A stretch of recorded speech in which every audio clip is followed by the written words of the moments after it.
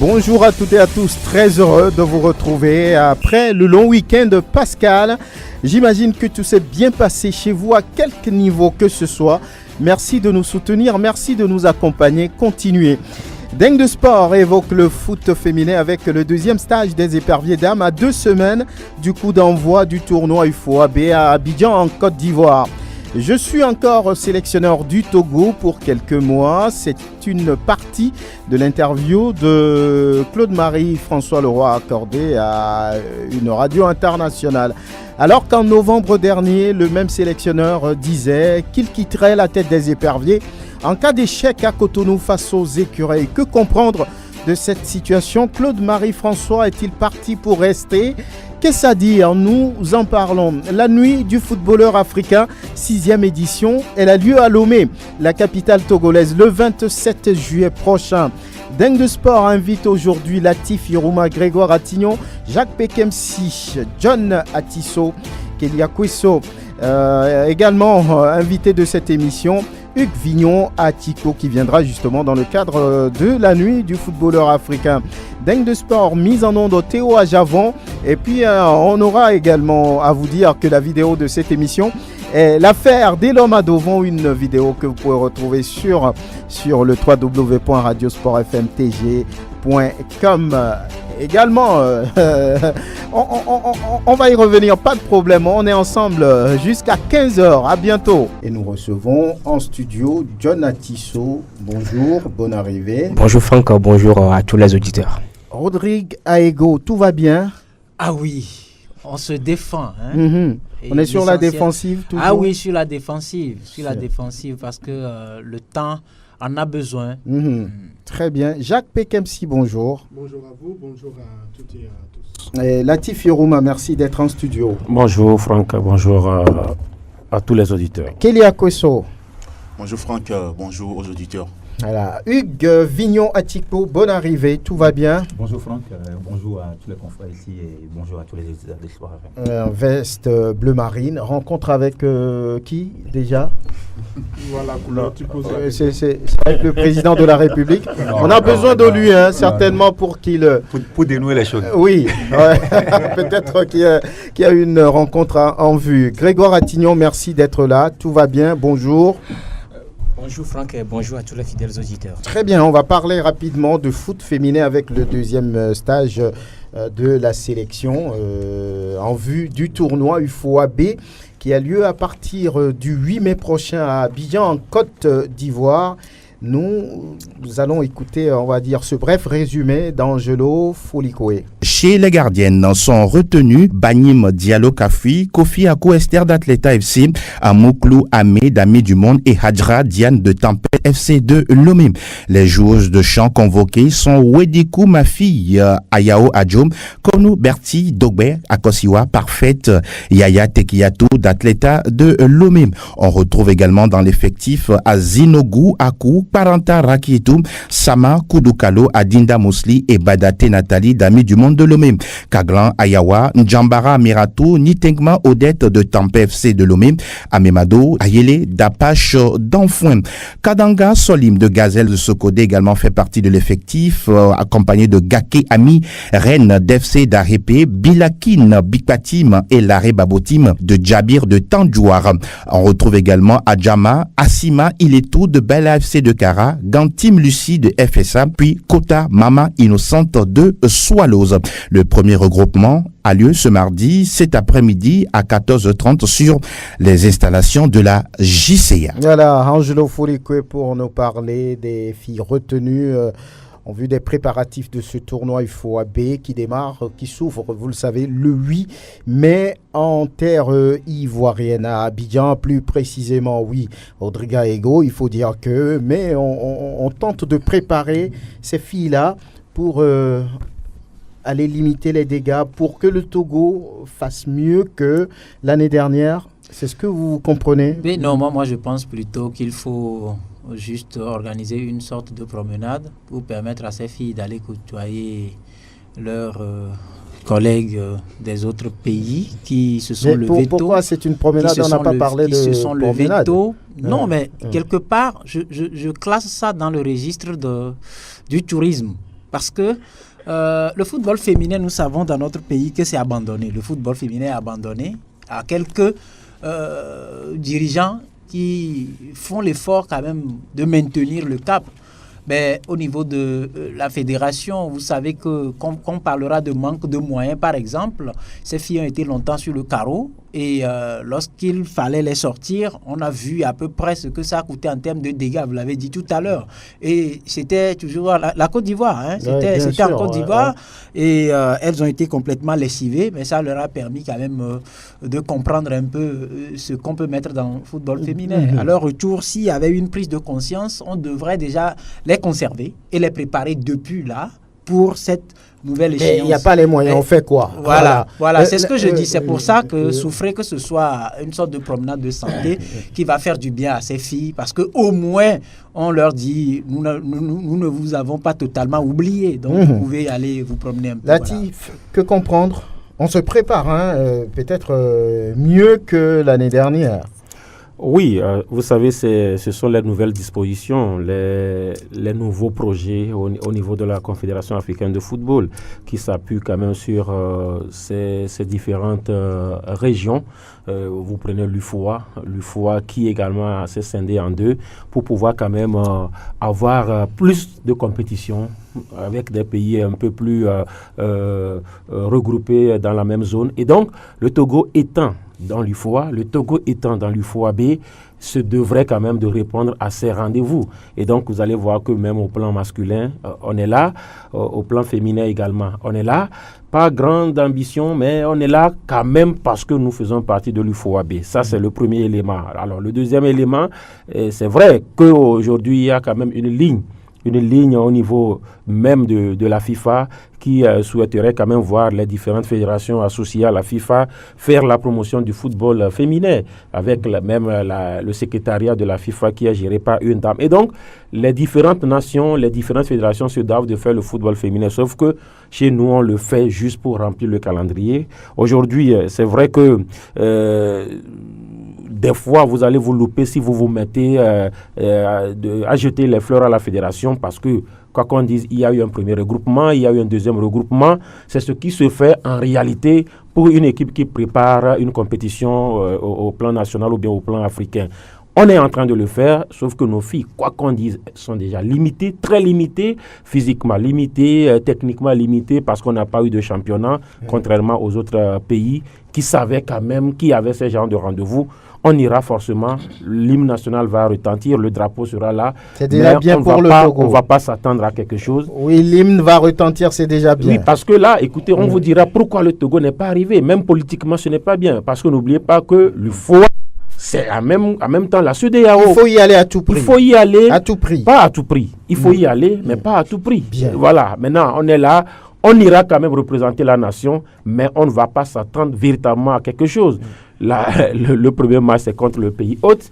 Vous pensez que le Togo pourra battre la Côte d'Ivoire? Nous sommes en football. Nous sommes en football, on ne sait jamais. Mais je dis, ce sera compliqué pour le Togo. Il faudrait attendre encore des années avant de commencer à parler peut-être technique, chiffres et parler d'éventuels résultats pour le Togo. Mais on connaît la position de Jacques Pekemsi, oui, par rapport à cette sélection-là. Vous avez déjà dit que vous n'attendiez rien de cette participation. Et je serais surpris si quelqu'un sur ce plateau dit le contraire, parce que nous tous, nous savons que c'est une vraie promenade et c'est la seule prière qu'il faut faire, c'est qu'il n'y ait pas autant de buts dans notre camp, parce que c'est aussi cela la réalité. La réalité, c'est qu'on a des joueuses, oui, on a un effectif, oui, mais quel effectif, avec quel niveau? Elles n'ont pas de compétition, c'est l'esprit ou le semblant de compétition d'une semaine qui a donc été utilisé par le sélectionneur ou la sélectionneur pour pouvoir choisir ces joueuses. Mais l'essentiel, c'est qu'en face de nous, on a le Ghana, en face de nous, on a la Côte d'Ivoire et le Sénégal qui sont habitués à... Donc c'est perdu d'avance. C'est perdu d'avance. Et ce que je dis, moi j'attends seulement à la fin de cette compétition que la Fédération togolaise de football nous dise quel est son projet pour le football féminin, parce que ce serait dommage qu'on amène ces filles à l'abattoir et à la fin, on reprend la même chose qui s'est passée l'année dernière, c'est-à-dire vous prenez des scores assez bizarres et à la fin, on vous dira, bon, elles ont appris pour l'avenir, alors que l'avenir se prépare dès maintenant. En tout cas, on verra bien ce qu'elles vont produire. Wedikou Mafi va sauver cette équipe qui sait. Voilà, c'est à partir du 8 mai prochain en terre ivoirienne. On vous rappelle que dans le groupe du Togo se trouve la Tifladi, le pays hôte, la Côte d'Ivoire, le Sénégal et puis le Ghana. C'est du lourd. On parle de nuit du football africain. La 6e édition, ce sera le 27 juillet prochain à Lomé. La nuit du football africain qui élit donc domicile dans la capitale togolaise, c'est une bonne chose, ce qui veut dire que ce jour-là, on aura vraiment des légendes de ce football, des stars de ce football. Grégoire Attignon, vous y étiez. Et qu'avez-vous vu? Qu'est-ce qui a été dit? Ce qui a été dit, c'est cet événement qu'on organise partout ailleurs. C'est les 4 premières éditions, c'était en Côte d'Ivoire. Il y a une dernière édition, la 5e, c'était à Ouagadougou, Burkina Faso, le pays de Yves Sawadogo. Et bien cette 6e édition se transporte à Lomé au Togo. Et pour quand même célébrer ces anciennes légendes du football africain, ça il faut le dire, c'est une manière de récompenser ceux-là qui ont quand même écrit les belles pages du football africain. Ce sont des anciens joueurs, bien pas forcément les anciens, mais il y a également des joueurs qui sont en activité, Emmanuel Adebayor, qui seront donc récompensés en juillet prochain à Lomé. C'est une manière de célébrer un tout petit peu le football africain. Vous savez qu'il y a un événement qui est organisé par la CAF Award pour célébrer, pour récompenser les meilleurs du moment. Ici, ce ne sont pas les meilleurs du moment, mais ce sont les anciens joueurs là qui ont marqué quand même le football africain. Ce sont eux qui seront célébrés à travers donc cet événement. Et donc c'est pour cela, c'est de cela qu'il s'agit,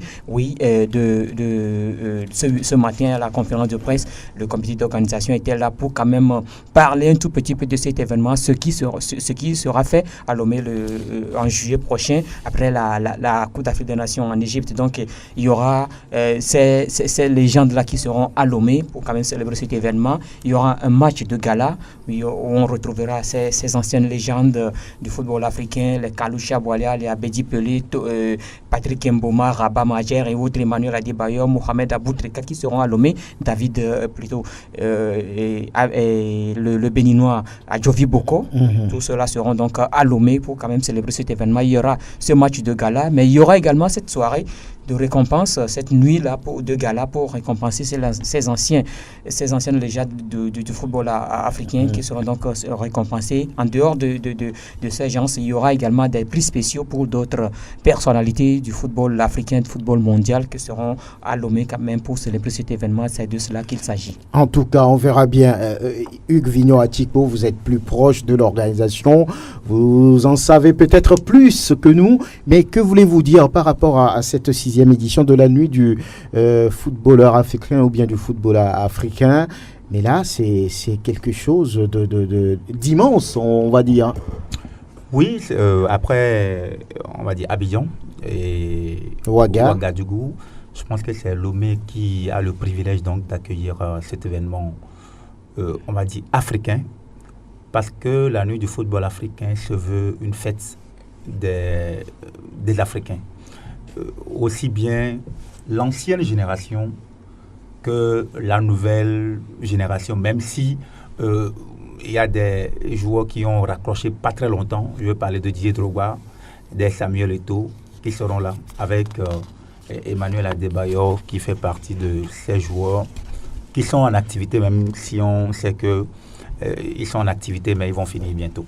Donc, le comité d'organisation chapeauté par Yves Sawadogo, qui est le directeur de Foot Media Event, c'est la structure qui est promotrice de cet événement, a voulu bien évidemment expérimenter un peu après Abidjan sur les 4 premières éditions, comme l'a dit Grégoire, et Ouagadougou a voulu donc faire l'expérience du Togo pour cette 6e édition. Je rappelle que l'événement a démarré en 2013, en 2014, 2015 et 2016.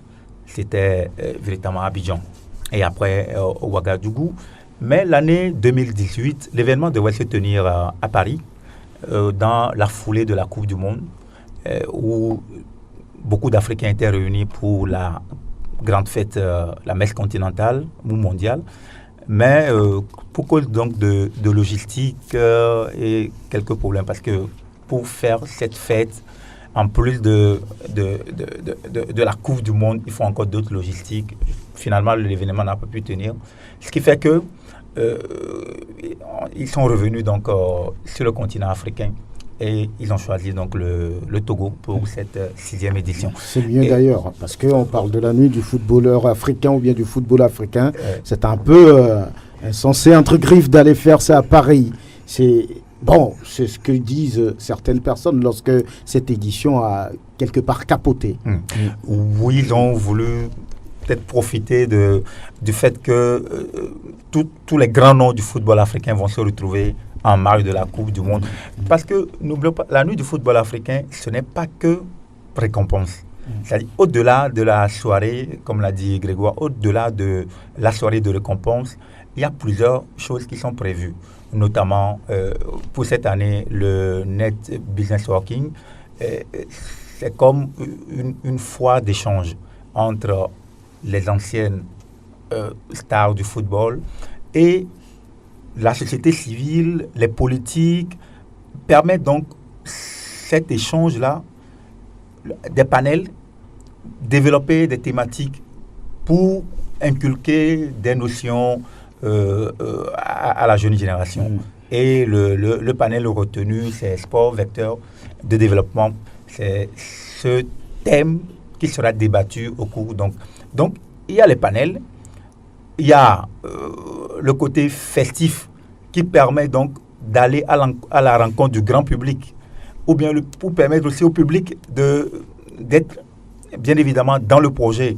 C'est le gala de foot qui va réunir les anciens joueurs du Togo, notamment, comme l'a dit précisé Yves Sawadogo, il s'agit donc d'intéresser les anciens joueurs du Togo, les légendes, notamment ceux qui, de façon, on peut le dire, ceux qui ont participé à la Coupe du Monde 2006, pour le Togo par exemple, et leur permettre donc de se frotter à la légende, aux anciens joueurs du foot mondial. Et c'est la partie soirée qui est maintenant, qui est comme on va dire, le summum donc de cette activité-là, une nuit pour récompenser les anciens joueurs. Il y a 11 récipiendaires qui sont choisis par le comité d'organisation. Yves Sawadogo, le président du comité d'organisation, a dit qu'il n'y a pas de critères définis. Mais quand vous prenez des joueurs comme Didier Okocha, Nwankwo Kanu, tout le monde les connaît. Didier Drogba, Samuel Eto'o, Emmanuel Adebayor. Donc ce sont des joueurs comme ça qui sont pris. Et bien sûr, l'agent de joueur Tierno qui, on va dire, a propulsé la carrière de Didier Drogba. Donc ce sont ces anciens joueurs qui vont être nominés, récompensés au cours donc, de la nuit du football africain. Bien, et nous allons d'ailleurs écouter le président du comité d'organisation de la nuit du football africain, Yves Sawadogo. À Lomé pour présenter les grandes lignes de cette 6e édition de la nuit du football africain. Cet événement panafricain initié depuis quelques années à Abidjan, donc les 4 premières éditions et la dernière édition à Ouagadougou. Donc nous sommes dans cette dynamique qui est de parcourir des villes africaines à fort potentiel, des villes de football. Et aujourd'hui, la 6e étape, c'est Lomé. Cet événement avec la caution de son Excellence le président Faure Gnassingbé, qui a bien voulu, au-delà de sa caution, apporter aussi, je dirais, son soutien à une jeunesse africaine engagée avec cette ambition de valoriser ces légendes du football africain à travers la nuit du football africain. Qu'est-ce que vous mettez dans la nuit du football africain? Alors, la nuit du football africain, c'est tout un programme enrichi désormais avec un panel et une rencontre business networking event qui permet aux différents sponsors et partenaires de l'événement de rencontrer nos invités dans des moments justement de tête-à-tête, mais surtout aussi de pouvoir échanger sur des projets qui touchent notre continent. Ensuite, nous nous avons le panel et un match de gala. Donc c'est une façon pour nous d'associer le grand public à cet événement prestigieux, permettre à toutes ces personnes fans de foot justement de retrouver des icônes peut-être qu'on ne retrouve plus sur les terrains, des gens comme Kalusha Boulia, Rabat Madjer, Patrick Mboma, qui pour la plupart aujourd'hui se sont reconvertis face aux légendes du football togolais. Yves Sawadogo, président du comité d'organisation de la nuit du football africain, et cette 6e édition a lieu à Lomé le 27 juillet prochain. Rodrigue Aego, que savez-vous de plus? De plus, ce qui est intéressant pour cette 6e édition, c'est la rencontre d'échange entre tous ces invités avec le monde extérieur au football. Bon, pas tout à fait extérieur. Quand on parle des politiques, vous savez qu'aujourd'hui, la politique influence beaucoup la pratique du sport, notamment du football dans nos États. Quand vous prenez la situation du Togo, par exemple, ça va permettre peut-être aux autorités de comprendre ce qu'on peut mettre dans le football pour espérer avoir mieux. Tout à l'heure, on parlait du football féminin et ça ne décolle pas. Dans les autres pays, ça décolle. Donc, je pense qu'en essayant de frotter ce monde-là, on peut se passer des éternels conseils infructifs qui sont donnés aux côtés de nos dirigeants, et ça va peut-être leur permettre d'avancer un peu par rapport à leur ambition pour le football. Et de l'autre côté, toutes ces légendes qui vont arriver au Togo, ça va un peu galvaniser la jeunesse aujourd'hui. Vous savez que le jeune footballeur dans nos petits coins aujourd'hui, s'il est crié déjà sur Sport FM une seule fois, demain vous allez le voir avec au moins 20 boucles d'oreilles, vous allez le voir avec 20 filles, vous allez le voir taper dans toutes les boîtes de nuit. Et là, quand vous prenez tout ce spécimen aujourd'hui, avec par exemple un footballeur devenu chef d'État ou président de la République, vous avez des chefs d'État, voilà, vous avez des footballeurs qui sont devenus des ministres. Des ministres. Il y en a qui sont des entrepreneurs de haut niveau, il y en a qui sont devenus des économistes pas possibles. Donc ça va permettre à nos joueurs qui n'arrivent même pas à accorder une seule interview de comprendre que l'école vaut la peine dans le. Donc je pense que c'est du lourd et ça va également permettre aux invités de voir à peu près le Togo, de quoi il s'agit au juste, Lomé la capitale, de voir un peu les potentialités qu'il y a à Lomé et peut-être éventuellement chercher à accompagner ne serait-ce que les académies. Je ne sais pas si dans le calendrier, l'agenda va permettre à ces invités de visiter au moins quelques espaces où la pratique du foot se fait, parce que ça aussi, ça devra permettre beaucoup de choses. Et puis également, le public sportif togolais qui a longtemps entendu parler, par exemple, de Didier Drogba ou de Nwankwo Kanu sans l'avoir vu, surtout ce sera l'occasion. Ce sera l'occasion de les voir et des visages comme Nwankwo Kanu, Patrick Mboma, qui a fait un tour à Lomé lors d'un tournoi il y a quelques années. La CAN des cadets, il était à Lomé en 2007 et ça fait pratiquement 12 ans aujourd'hui. On a déjà joué, marqué contre le Togo ici. À Kégué.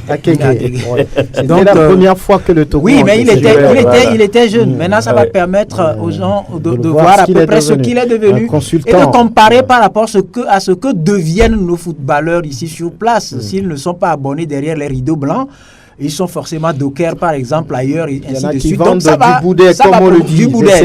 C'est pas de bons exemples à donner, mais bon. Oui, on est obligé. Donc, si les autorités arrivent à découvrir ça, peut-être qu'il y aura une bonne politique sportive pour permettre à nos sportifs d'avoir un bon avenir. Il faut qu'ils sachent préparer également l'après-carrière, parce que ça dépend également de Dionatisso. Vous voulez placer avant Dionatisso, pour les prochaines éditions, je pense que ça a commencé comme doléance à Lomé, où on aura des journalistes aussi dans le lot de ces nominés, parce que nous faisons le grand boulot, mais personne ne pense jamais à nous.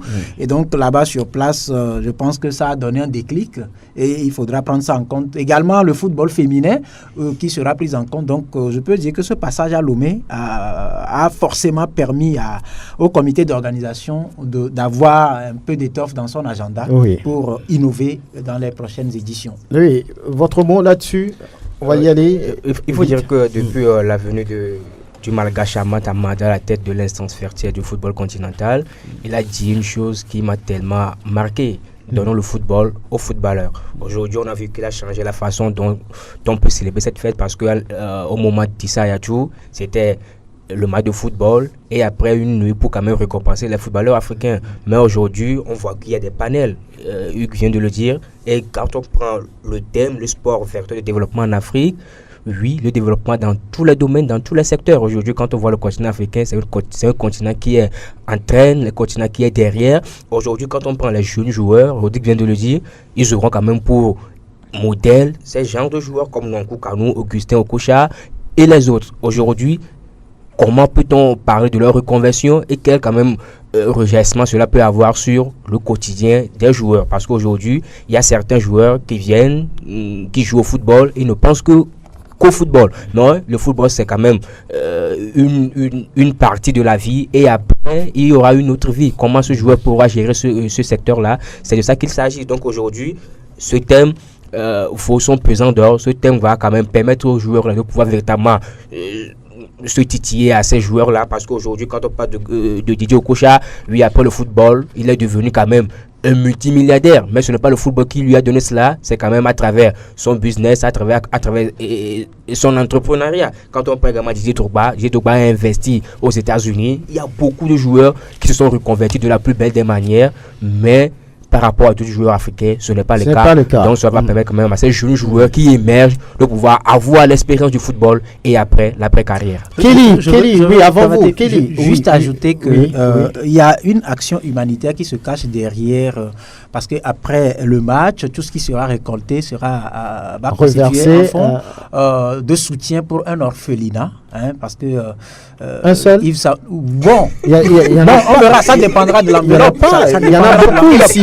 Il a parlé, Yves Sawadogo a parlé de prospection pour trouver pas seulement un orphelinat burkinabé, un orphelinat qui a une ligne qui pratique les études, les sports, qui est bien organisé, bien structuré. C'est ce que je tenais à ajouter. Oui, Kelly, vous?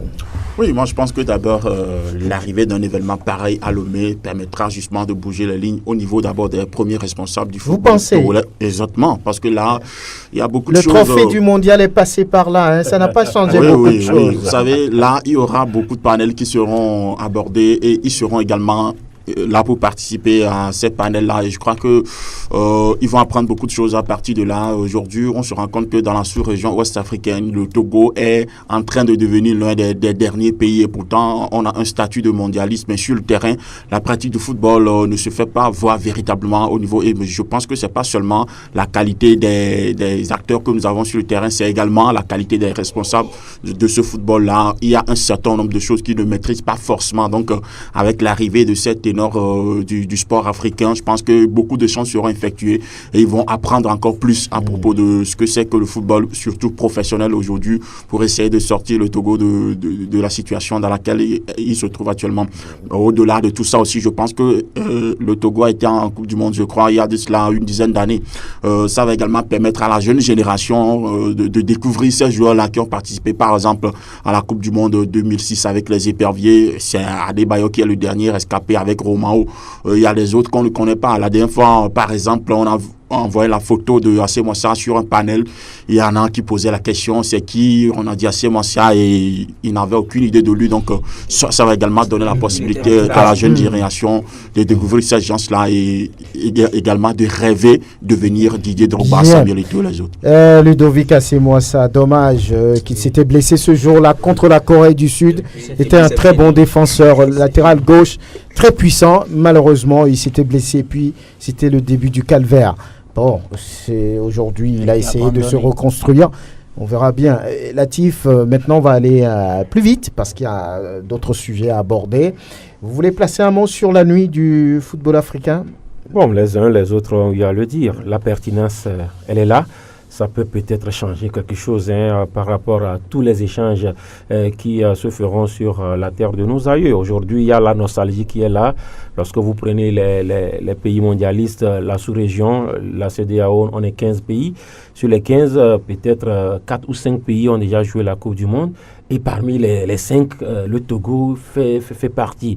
Mais là, Kelly vient de souligner quelque chose. Lorsque vous prenez les 15 pays de la CEDEAO aujourd'hui, on est pratiquement derrière. Même le Niger nous surplante, le championnat est mieux organisé, même l'équipe nationale du Niger fait mieux les choses, le Burkina est devant nous, tout le monde est devant nous pratiquement. Et donc, c'est quand même des situations ou bien des occasions qui pourront changer quelque chose dans la mentalité, dans la façon de voir les choses. On n'a pas d'idole, on n'a pas de star en réalité. On n'a que Adebayor. Vous voyez un peu, c'est vrai, on a eu des joueurs qui nous ont fait rêver, Kader, Olufade, Djima, mais là, la star, comme ça, c'est Adebayor. Et on n'a qu'Adebayor. Aujourd'hui, derrière Adebayor, il n'y a rien. Il n'y a rien. Donc, c'est le vide. je pense, oui, il n'y a rien. Il n'y a personne qui pointe son nez. Personne. Bon. Et donc, je pense que ces genres d'événements, quand même, pourront les bienvenus. Les bienvenus. Oui, Jacques aussi. Oui, moi je crois que la plupart, on a dit la même chose, c'est-à-dire qu'il y aura de l'impact positif, mais j'espère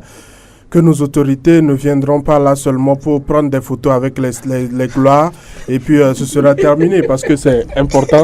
C'est important. On les connaît, on se connaît tous. Les gens vont se bousculer juste pour venir être à côté de Patrick Mboma ou de quelqu'un d'autre et puis faire un selfie en compagnie de la légende et puis c'est terminé. Après, qu'est-ce qui sera fait et puis laisser dans les... Vous voulez qu'on aille au-delà. Voilà, il faut qu'on aille au-delà de cela et peut-être travailler derrière pour avoir des gloires, des légendes également sur notre territoire parce que c'est important. Nous avons la possibilité de le faire et je crois que c'est une initiative à encourager. On va terminer avec Hugues Vignatico, oui.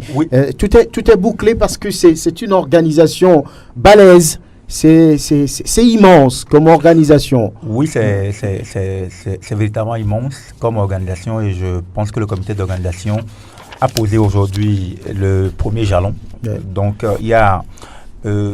toute une organisation derrière. En plus du comité d'organisation, il y aura bien évidemment les membres qui seront appuyés par des experts venus de la France, ceux qui travaillent bien évidemment avec Foot Media Events. Et au niveau local également, une organisation comprenant les membres du ministère. Et il y a les membres de la Fédération togolaise de football également qui sont donc associés à la gestion de cela. Il y a aussi une organisation ici, à part Sergio Sport, qui va s'occuper véritablement du gala, le match de gala au stade de Kégué. Il y a également une organisation ici au niveau de la soirée, au niveau de l'hôtel de février. Donc, ce n'est pas... Il faut voir le comité d'organisation, certes, mais au-delà, il faut voir une organisation assez immense au niveau de la nuit du football africain. Et Franck, je voudrais toucher du doigt un aspect. Il y a de cela 4-5 mois, on a failli avoir une crise sans précédent. On a failli n'avoir pas d'infrastructure pour abriter un match des éliminatoires de la Coupe d'Afrique. Le stade de Kéké qui était en réflexion, le stade municipal de Lomé qui pratiquement ne répondait plus aux normes, et c'était, on va dire, véritablement un scandale. Quand nous prenons la problématique des infrastructures sportives aujourd'hui, si nous abordons ce thème, là, ça peut titiller les politiques pour voir, il ne faut pas attendre une compétition des éliminatoires de Coupe d'Afrique des Nations pour penser à mettre en place des infrastructures. On n'a pas de stades homologués, on n'a pas des stades. Par exemple, quand nous prenons Abidjan, par exemple, l'argent de la Coupe du Monde 2006 a permis de faire ne serait-ce que 8 petits stades dans les localités. Ils ont enchaîné d'autres participations. Ce n'est pas le cas du Togo qui s'est contenté de cette seule participation. Même les redevances de cette Coupe du Monde-là, qu'est-ce que nous en avons fait? On l'a distribué. Donc, à qui? On a distribué ça à qui? Non, je pense que c'est ceux qui ont géré, ils l'ont distribué comme ils pouvaient. Donc, ça veut dire quoi? Ça veut dire qu'il faut que nos politiques puissent savoir que les infrastructures sportives, c'est le point de départ donc du développement de notre football. Durable. Oui. Donc, pas seulement du football, de tous les sports. De tous les sports. Ouais. Donc, en prenant ce thème-là, la problématique des infrastructures dans les pays africains, par exemple, ça pourra permettre donc aux politiques d'avoir une idée assez précise de la chose. Ça, c'est l'un des aspects des panels qui auront lieu au cours donc, de cette nuit du football africain. On va y revenir longuement. Si pour terminer, je pense que c'est une très bonne initiative pour aller dans le sens de tous mes collègues ici. Je pense que nous avons beaucoup à y gagner, que ce soit les joueurs actuels, parce qu'il y aura des agents de joueurs qui seront là. Il y a des stars du foot, l'ancienne génération, ceux qui ont raccroché tout récemment, quand je parle de Didier Drogba, Samuel Eto'o, ils ont raccroché pas très longtemps, et quelques stars aussi qui jouent actuellement. Je pense que ce foisonnement-là, cette entité-là, avec nos joueurs, nos entraîneurs, nos dirigeants, nos politiques, je pense que ça va permettre une certaine émulation et j'espère qu'au sortir donc de cette nuit du football africain au Togo, on aura un impact positif sur le football togolais. Voilà, on va pouvoir parler de cette grande manifestation qui arrive, on va dire, dans moins de 3 mois ici à Lomé, la capitale togolaise, le 27 juillet, pour être plus précis, la nuit du football africain, édition 6. Thème de sport sur Sport FM, nous allons vous proposer cet élément de Claude-Marie François Leroy, tout dernièrement à une radio internationale. Voici ce qu'il dit. Je suis toujours sélectionneur des éperviers, toujours. Je ne dis pas dans les oracles, je ne suis pas devin, je ne suis pas sorcier. On verra. Je ne suis pas en fin de contrat pour le moment. Il y a encore quelques mois de contrat. Mais les contrats, ils sont faits ou pour s'arrêter ou pour être renouvelés. Il y a 2 possibilités. L'avenir vous le dira. Ma préoccupation personnelle, franchement, c'est pas le plus important. Le plus important, c'est le football togolais. Ma situation à moi, c'est pas ce qui compte le plus, même si bien évidemment, je suis très très triste depuis cette élimination d'ailleurs. À l'instant, Claude-Marie François Leroy, c'était la dernière fois à une radio internationale. Mais écoutez encore ce qu'il dit en novembre dernier, après la débâcle face au Fennec d'Algérie. Moi, je donne rendez-vous après le 6e match, où là, bien évidemment, si on n'est pas qualifié, ça sera la fin de mon aventure togolaise. Si on n'est pas qualifié, ça sera la fin de mon aventure togolaise. Si on n'est pas qualifié, ça sera la fin de mon aventure togolaise. Bien évidemment, puisque ça sera la fin de mon contrat, logiquement. Donc, il n'y aura même pas à revenir là-dessus. Le jour où vous me verrez démissionner, il n'est pas arrivé. Il n'est pas arrivé. Ce n'est pas un match de football qui me fera démissionner, jamais, parce que je vais toujours jusqu'au bout de mes contrats. Voilà, Claude-Marie François Leroy, à l'instant, il dit qu'il reste le sélectionneur des éperviers, il reste encore quelques mois. Et en novembre dernier, il dit si ça ne réussit pas face aux écureuils du Bénin, il n'y aurait même plus de polémique là-dessus, ce sera fini pour lui à la tête des éperviers. Mais patatras, Latif, mais depuis quelques semaines, après l'élimination du Togo dans la capitale béninoise, Cotonou, on sent qu'il y a volte-face, il partira pas. Mais qu'est-ce que vous comprenez dans cette situation? Bon, on va être très très bref à tous les niveaux. L'imbroglio, du cafouillage, du coq à l'âne. Vous avez vu même depuis que Claude est arrivé, il n'a pas pu véritablement travailler dans le sens véritable de la chose. Lorsqu'on veut parler de la méthode de travail, ce qui est scientifique, ce qui est rigoureux, on n'a pas pu. Aujourd'hui, c'est Kofi, demain, c'est Coman. Alors, il est lundi, il va mardi, il revient lundi. Et donc, même dans les déclarations, vous voyez que ça manque de fil conducteur.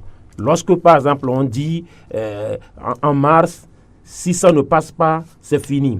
Ça voudrait dire que même si son contrat était encore là, si ça ne passe pas, c'est fini. Mais il est allé au-delà, il dit d'ailleurs, ce sera la fin de son contrat.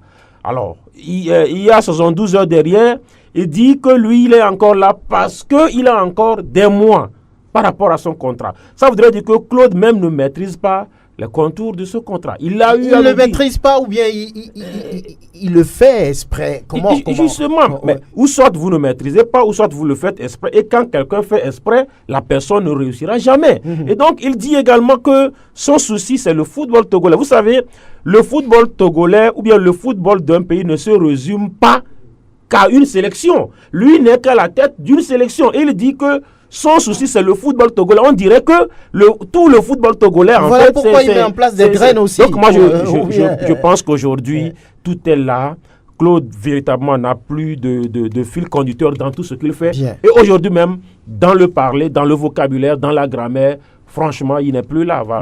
Rodrigue Aego, oui. Cette situation, vous la comprenez comment? On dit une chose aujourd'hui, demain, c'est autre chose. Mais c'est quoi? Non, mais vous savez, à un âge donné, quand on refuse d'être responsable, les paroles trahissent l'homme. Et puis, on manque aussi de bonnes réflexions. Vous savez, Claude, il a 72 ans. Ce n'est pas l'âge qu'il avait en 88. Déjà en 88, bientôt, oui, il a 72 ans. Il a 72 ans. Ce n'est pas l'âge qu'il avait en 88 lorsqu'il remportait l'unique canne. L'unique canne oui, de sa carrière. Il avait 41 ans. À 8 nations. Oui, à 8 nations. À 8 nations. 88, 8 nations. C'est bon. 8. Et depuis que Claude est arrivé au Togo, l'ambition qu'il a ne se dessine pas. Ça n'existe sur aucun papier. Et le malheur du football togolais a un nom depuis l'arrivée de Claude Leroy. Parce que je ne peux pas comprendre que l'homme qui a vu la chasse arriver en 2008 au Ghana et a pris la coupe d'escampette soit devenu comment je peux l'appeler, l'invité privilégié et l'épouvantail qui fait peur au football togolais. D'abord, l'homme, il a suffisamment divisé le nid des éperviers.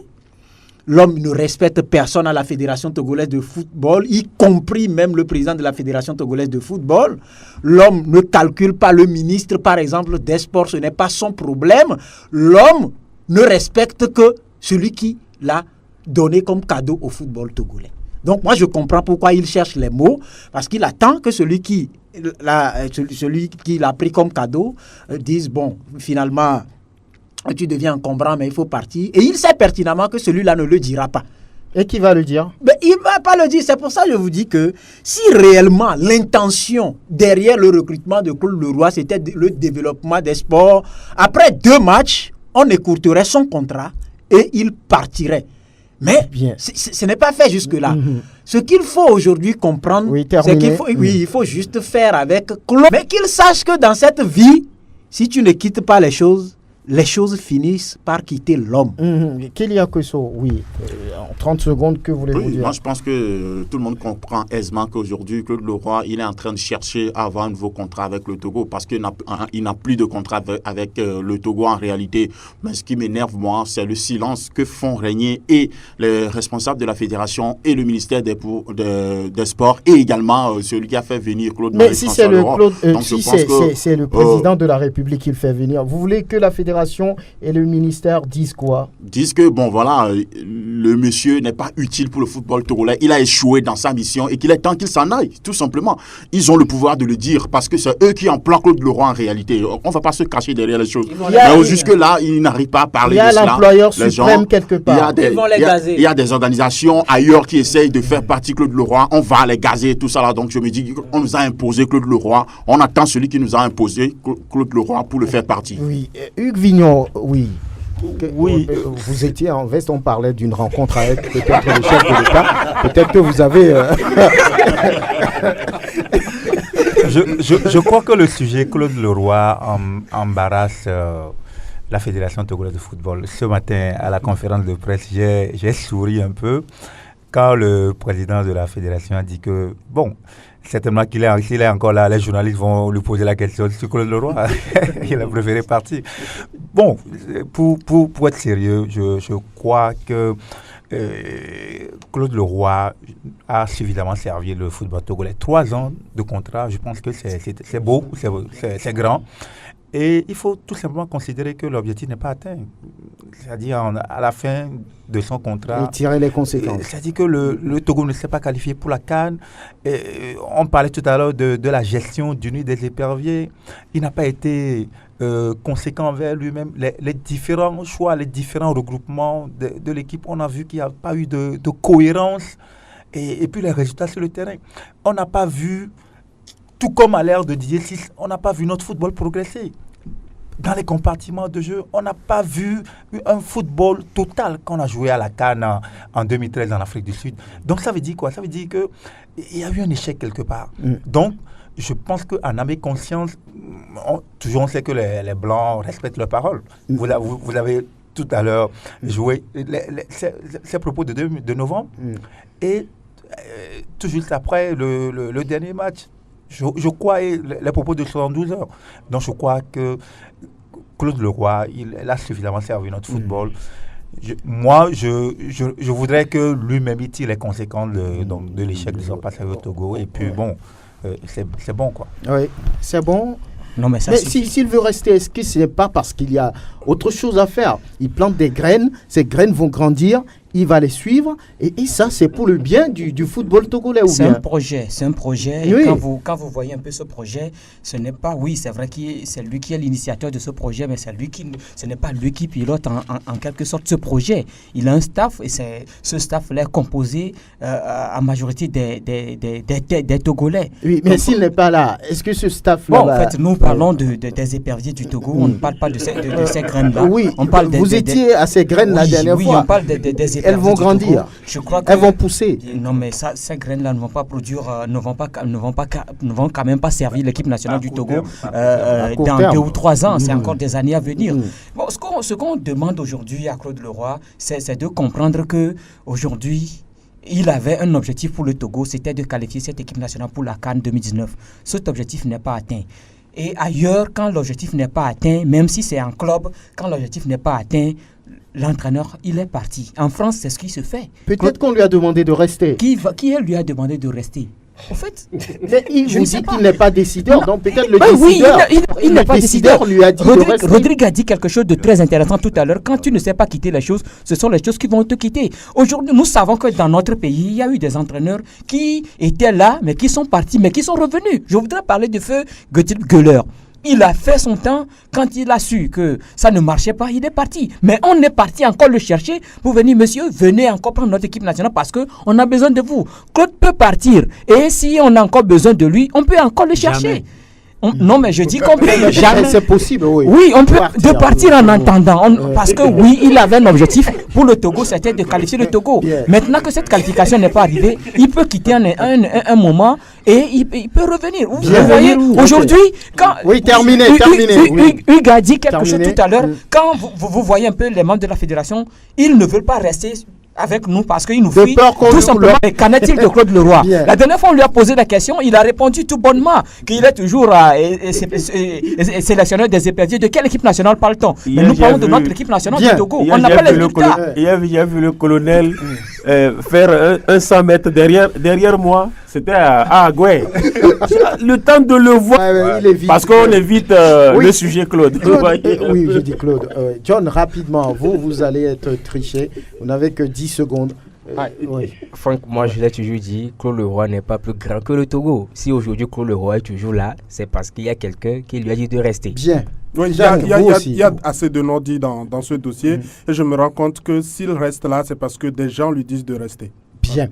On va revenir sur le sujet, naturellement, le temps qu'il faudra pour que le public sportif comprenne justement la situation. Merci Latif Yoruma, merci Kelly Akweso, Rodrigue Aego, merci Grégoire Attignon, John Atisso, merci Hugues Vignon-Attico, Jacques Pekemsi, merci à Elom Adovon pour la vidéo de cette émission. On remercie également Théo Ajavon, à très bientôt.